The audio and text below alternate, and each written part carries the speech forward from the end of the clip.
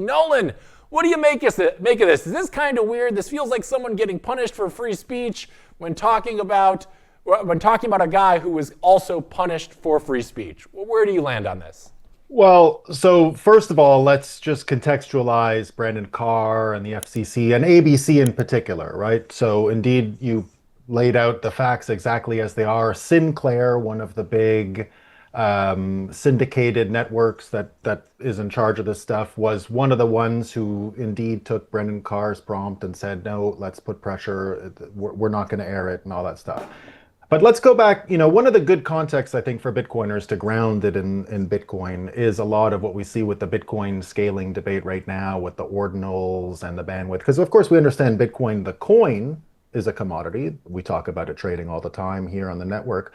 But block space as well is a commodity, right? So you have the commodity of the coin and you have the commodity of block space. And I think Bitcoiners are always talking about blockchain bloat. You hear this debate about ordinals and what do we do about people using Bitcoin as a data storage layer, probably not good. Why don't you move to another database? You hear a lot of people who are against the use of Bitcoin for these purposes arguing. And they will say this isn't censorship. What it is you've got the sort of beachfront commodity of Bitcoin block space. And so they'll say, go use another chain. Right now, the thing that Brendan Carr regulates is a little bit like that. It isn't about First Amendment rights or anything. The spectrum on which television is broadcast, like that part of the spectrum, is the best spectrum there is. Let's say that it's got the best qualities. It goes in your basement. It can be broadcast from one tower over a huge area. So because of that, broadcast media is the stuff over the air is regulated very differently and always has been. Much like we hear with Bitcoin, right? You don't hear anyone saying, oh, it's freedom of speech on Bitcoin. It's really just the practicality of using the Bitcoin blockchain for JPEGs or not. And I don't know what the right answer is there, but you hear that debate all the time, right? Go to another place, go to another area. The thing about what happened with Jimmy Kimmel and ABC is the television spectrum, the over-the-air television spectrum, is the beachfront. It's the Bitcoin of spectrum. It's the Bitcoin of broadcast channels, right? So that's the reason why it's always had these rules about lying and both sidesism that they're supposed to keep up with, versus just cable TV where all this other stuff exists, right? Where internet, where freedom of speech is absolute because the platform doesn't have anything to do with it. That's why there's no regulator involved.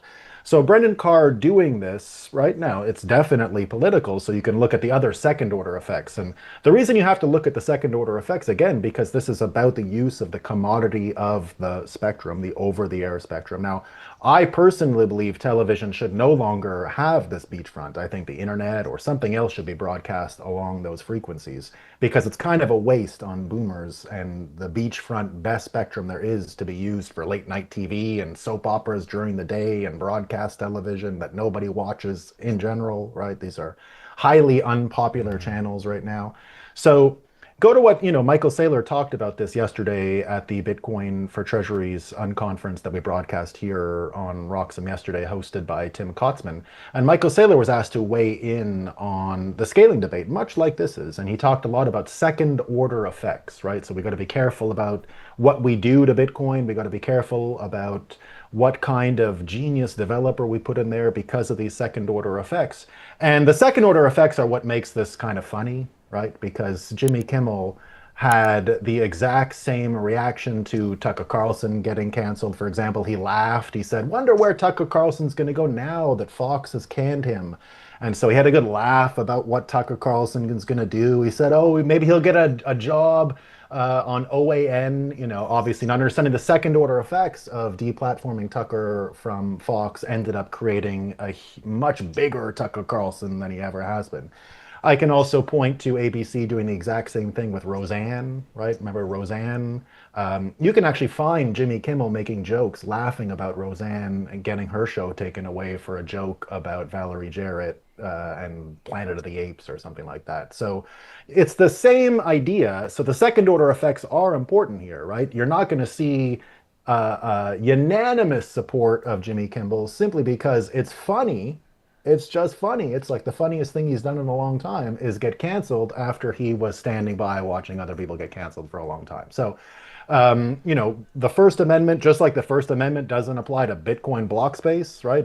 People can go on the internet. Jimmy Kimmel, just like Tucker Carlson, is free to go and make a decentralized career. He's free to go on the internet and say whatever he wants. He's free to go on cable television, even. The Comedy Network has nothing to do with Brendan Carr for those reasons, because it isn't that sort of beachfront real estate that the broadcast media has. So because it's beachfront real estate, no new rules are needed to censor anyone. They created rules a long time ago that have nothing to do with the First Amendment, that have nothing to do, they're not protected because of the nature of that spectrum. That's why there's a regulator. That's why there's always been rules about how to broadcast over the air. It's exactly what was leaned on to fire Roseanne many years ago, which Jimmy Kimmel had a good laugh about. So it's second order effects. Everything is contained in that little Michael Saylor talk yesterday, right? He was talking exactly about this. He was talking about, do you allow Bitcoin to be used for these purposes or those purposes? You have to think of the second order effects. Lots of people warned years ago that deplatforming Donald Trump from all social media, that wasn't even broadcast, that was everything, and everybody thought it was really funny and da da da da, ha ha ha. So the second order effects here just sort of add the comedy to it, right? So you know, it's easy to judge the reactions to this, the different ways that people are trying to defend and attack. You know, there's that whole dialogue right now on the internet, which is it? In the end, the spectrum that Brandon Carr has control over is just that little UHF band, right? It's the channels 1 to 12 that most people don't even remember. Cable TV took away the limited commodity of spectrum. That's what induced way more freedom of speech. That's what created the understanding of broadcast media freedom of speech, which still entirely exists on the internet, still entirely exists in cable television, but was never there in broadcast television. It's a completely different thing. Just like we understand in Bitcoin that the Bitcoin blockchain, the actual commodity of Bitcoin block space, is not a freedom of speech zone. It's just not. Now, the rules are you allow a lot of things to be said, but there's a limit in the size of JPEG, for example, that you can put in Bitcoin, right? There's all these limits. Those are just the physical constraints of the commodity of that place, of that piece of spectrum, of that broadcasting area. So that's what we saw with Brendan Carr.